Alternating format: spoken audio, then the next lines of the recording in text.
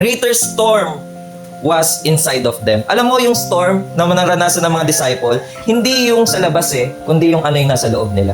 Baka ganun din tayo, no? Kapag nakakarap tayo ng problema, di ba? Hindi naman yung nasa labas siguro yung malaking problema kundi yung nasa loob mo mismo. How you react, how you respond, di ba? How you act, di ba? Si Jesus ay nag-rebuke sa wind, pero pagkatapos nito, kinorek niya ang fear ng mga disciples niya. Diba? Sabi in verse 39, basahin ko lang po. And he awoke, ayan, nagising na si Jesus, and rebuked the wind, and said to the sea, Peace, be still. And the wind ceased, and there was a great calm. Pero sa verse 40, anong sabi po? He said to them, kanino? Sa sea po ba? Kanino? Sa isda po ba? Hindi, diba? Sabi ni Jesus, he said to them, to his disciples, Why are you so afraid? Have you still not have faith? Diba? Alam mo mga kapatid, hindi problema yung external Madalas ang problema internal Ano ba yung nasa loob natin? Kasi kung ano yung nasa loob natin, yan yung bagay na lalabas. Sabi nga sa Matthew, diba? Sa sermon ni Jesus. Diba? Kapag maraming problema ang iniharap sa iyo, that will test your character, that will test your faith, that will test your obedience. Paano ka ba mag-react? Nakikita ba si Kristo? Nakikita ba ang Panginoon na pinananaligan mo? Nakikita ba yung kapayapaang tinanggap mo? Because Jesus that we receive is the Prince of Peace. No? Nakikita ba that Jesus that you receive is your Emmanuel? No? Na laging nandyan kasama mo.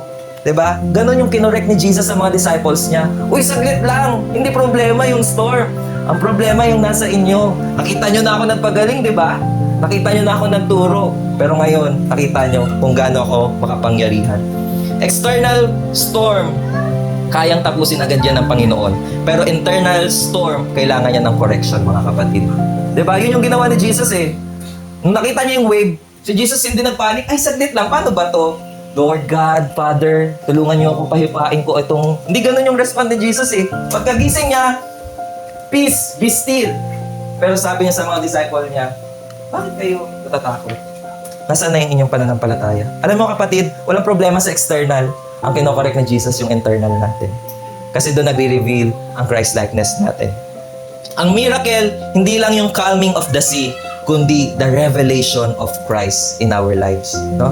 Alam mo kaya nakakatuwa madalas kapag may mga bagyo kang nararanasan Kasi the more mong nakikilala ang Panginoon. Dati, kilala mo lang si Jesus bilang iyong Savior. Diba? Sweet-sweet pa kayo, honeymoon stage. Ano ba Lord? Diba?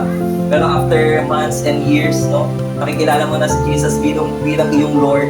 Hindi na pala ikaw yung may control ng life mo, kundi siya na rin pala mismo. Diba? After ilang years, nakikita mo that the God you are serving is your provider. Diba? Your healer. Diba? Your Emmanuel. Na hindi lang pala siya nasa langit, hindi lang pala siya nasa puso, kundi kasama ko pala siya. Diba? Ganon yung nare-reveal dito kapag mayroon tayong mga storm. It reveals Christ in us, our knowledge of Him, our faith in Him. Alam mo, favorite story ko talaga. Ito yung story na pinanghahawakan ko sa Bible, na merong isang ama, tapos lumapit siya kay Jesus. Sabi niya, Panginoon, pagalingin niyo po yung aking anak. Tapos sabi ng Panginoon sa kanya, na hindi siya aanin ko na lang po tawag ito, paraphrase ko na lang po sa ko. So, sabi ni Jesus sa kanya, hindi siya nagtatapon ng bagay para sa, parang sinasabi ni Jesus na hindi siya nagbibigay ng mga bagay na hindi para sa Hudyo. Diba? At kulang sa pananampalataya. Pero sabi ang ganda ng respond kasi ng tatay. Favorite ko yung respond niya, Lord, kung kulang po ako ng pananampalataya, hayaan niyo pong dagdagan ito.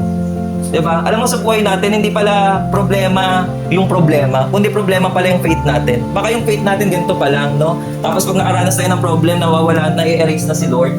Kasi ito lang yung pagkakilala mo kay Lord, ito lang yung faith mo sa Kanya. Dapat pala kapag naka-encounter tayo ng problem, naka-encounter tayo ng situation sa life natin, hindi yung faith, ito lang si Jesus, kundi pataasin pa natin yung faith natin sa Kanya. Pataasin pa natin yung knowledge natin sa Kanya.